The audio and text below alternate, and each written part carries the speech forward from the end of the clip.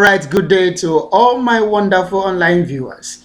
Just to remind you, if this is your first time of watching this YouTube channel and you have not subscribed, it won't cost you money. Just press the subscribe button, strike the bell also for notification of other videos, and other videos when they come on board you'll be able to see them. Thank you for viewing. Let's prepare. One of the ways you can prepare for exam is to know the date for the exam, because when you fail to prepare, obviously in that process you are preparing to fail. So you need to know the date for the exam. If the exam is in a month's time, how many subjects are you going to write? You must know it. How many days will the exam be? What is the first paper I am going to write? What is the second paper I am going to write? What is the third paper I am going to write? Now look at your last paper and know the date for the last paper. After putting all these dates on your mind, prepare a timetable. Pick your first subject, pick your last subject, pick the middle subject. Use them to prepare the first day timetable. Pick your second subject, your second last subject, and second middle subject. Make it your second day timetable. Pick it on and on like that, and make a standard timetable. And if you are preparing to have good results, you must read it not less than 3 hours every day. I repeat that. If you must have good results, you must read not less than 3 hours per day. And leave no stone untouched. Do not say this subject is the most important. That one is not important. No, all subjects are important. Therefore, after making the timetable, continue to study. I have done video on how to study. You can search for it on my YouTube channel and watch again. Now, continue to study. When you study, you will have assimilation, you will have deposition, eventually you will have comprehension. We'll be able to comprehend, which shows you can start asking yourself questions. Let your brain be activated that of a truth you have really prepared for this exam. Now, gather all resourceful materials. Gather past questions, updated past questions. Gather textbooks, gather notebooks, gather pen, because you must be able to write as you read. And as you write and read, obviously you are preparing for the exam. Now let me tell you this. Watch less of movies if you are preparing for exam. Go out less if you are preparing for exam. Only go to places where you can learn more on the exam you are preparing. Maybe to a school, maybe to lesson, maybe to websites that will help you learn more.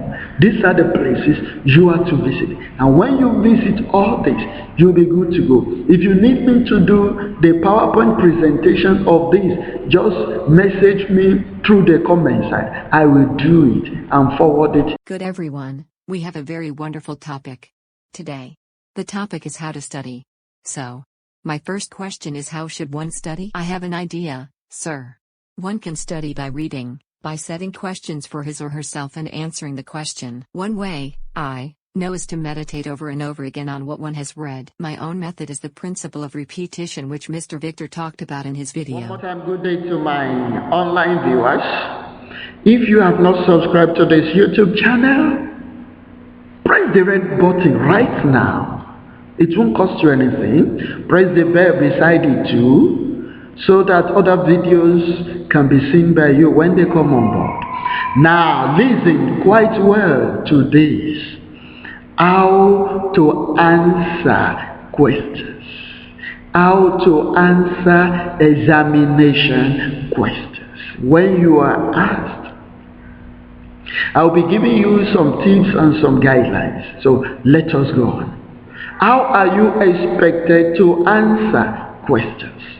Number one, when you enter an examination hall and questions are given to you, you will read on the instruction. Read the instruction. Number one thing is read the instruction. After reading the instruction, how many questions were you asked to answer? If out of 6 you are asked to answer 4 questions, now go through the 4 best questions that you know very well. Start from the first best one you know everything very well. Answer them.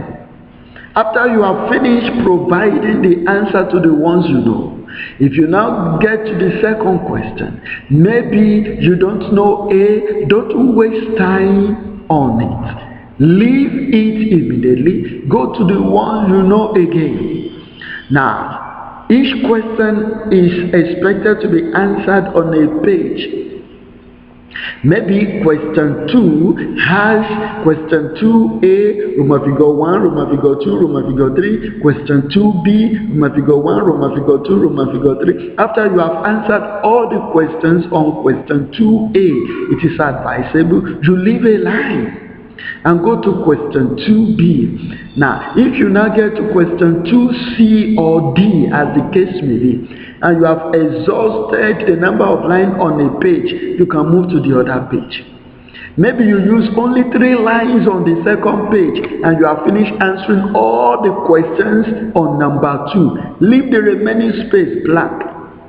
Open a fresh page for the next question number, maybe 3 or number 4 that you want to answer.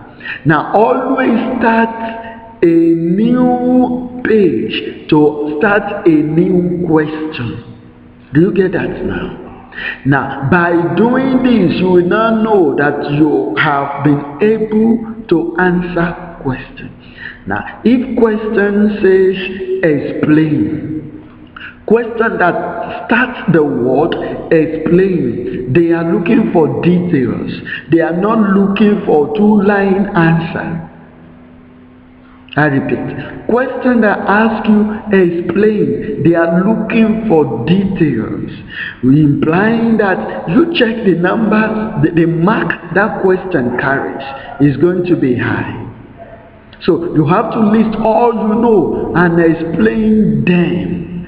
If a question tells you give or list, what that question is saying, just itemize them. Don't waste your time explaining, because so many students will say, I have finished the work. Meanwhile, they have not answered the questions correctly.